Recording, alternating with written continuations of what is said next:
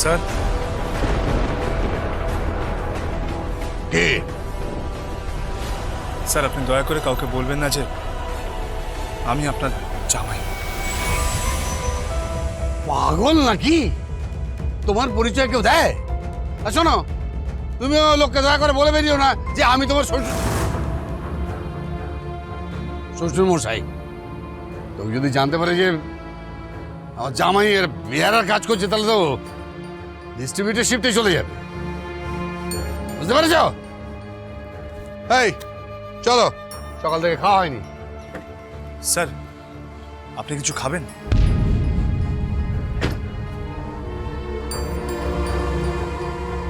কি কি খাবো? এক মিনিট।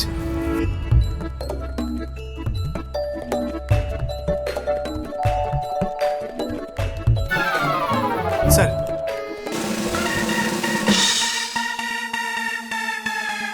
স্যার ছাতু মাখা খান। কি এই রাস্তার মাখা ছাতু আমি রাস্তা দাঁড়িয়ে খাবো? স্যার খেয়ে দেখুন না, একেবারে অমৃত। থাক থাক, অমৃত? রাস্তার মাখা ছাতু আমাকে রাস্তা দাঁড়িয়ে খেতে হবে? তোমার ইচ্ছা তুমি খাও, আর তাছাড়া আমার কি তোমার মতো খাবার অভাব আছে নাকি? বেয়ারাগিরি করো, অপদার্থ। যেমন বাপ তেমনি তার ছেলে। লিসেন, আমি আমার মেয়ের বিয়ে দেবো, বুঝতে পারছো? মেয়ের বিয়ে দেবো প্রীতের সঙ্গে, প্রীতের সঙ্গে। দেখবে প্রীতের বাবা কোম্পানি বোর্ড অফ ডিরেক্টরসের মধ্যে আছে। কোটি কোটি টাকা আমরা আর্ন করব, বুঝতে পারছো? ছেড়ে খোকা। এই চলো।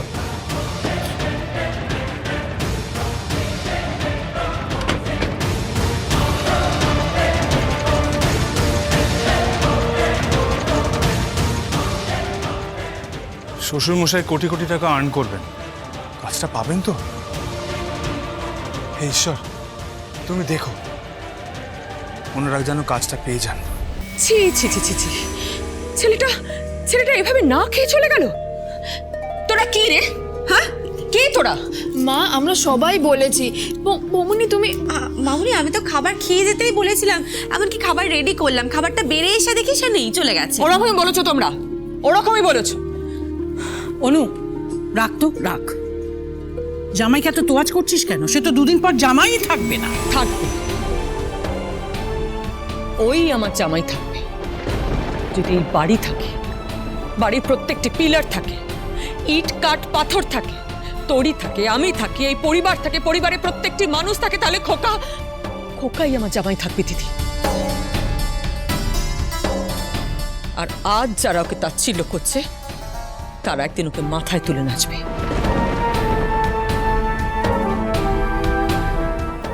কাকে ফোন করছিস? আমার জামাইকে।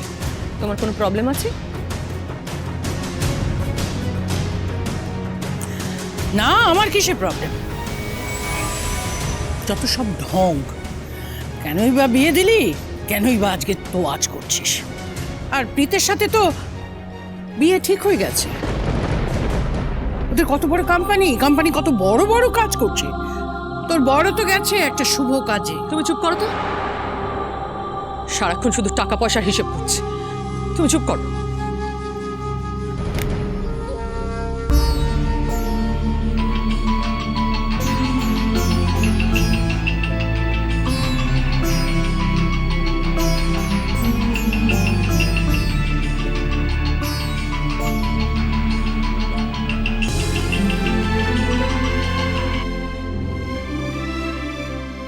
হ্যালো খোকা, তুমি কোথায়?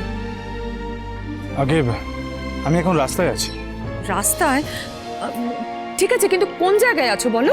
আমি তো আসলে পথঘাট অত ভালো চিনি না। কেন? তুমি না খেয়ে চলে গেছো।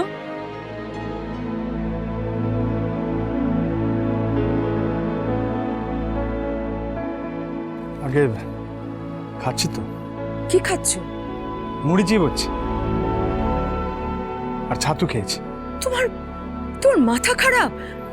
তুমি এই বাড়ির জামাই হয়ে রাস্তায় দাঁড়িয়ে ছাতু খাচ্ছো? চলে এসো, তুমি এক্ষুনি এসো। আগে পশ্চিমবাংলার বহু মানুষ ফুটপাতের ছাতু আর মুড়ি জলখাবার হিসেবে খান।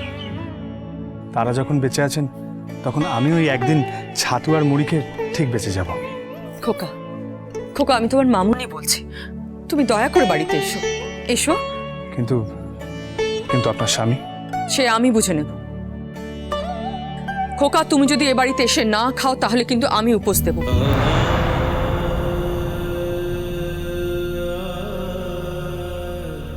মুখে একটা দানাও কাটবো না, আমি বলে দিলাম। হ্যালো, হ্যালো মামনি, হ্যালো। আচ্ছা,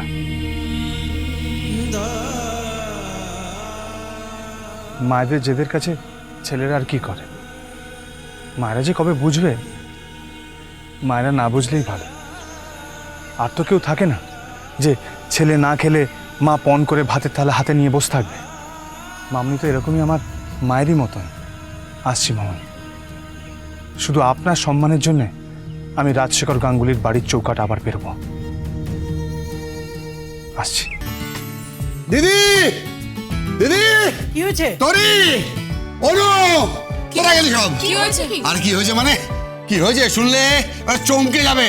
আজ একটা বড় দাম মেরেছে, বুঝতে পারছো?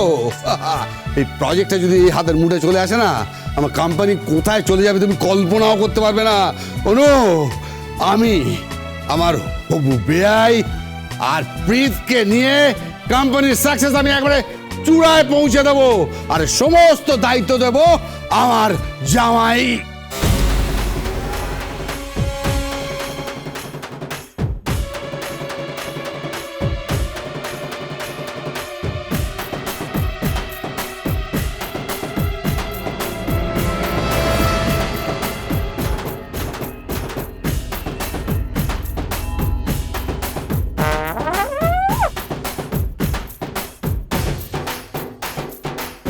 ও কোথা থেকে এলো?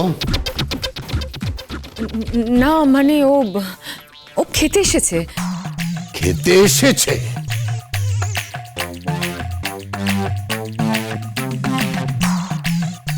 এই যে তুমি তুমি এখানে পাত পেড়া খেতে বসে পড়েছো?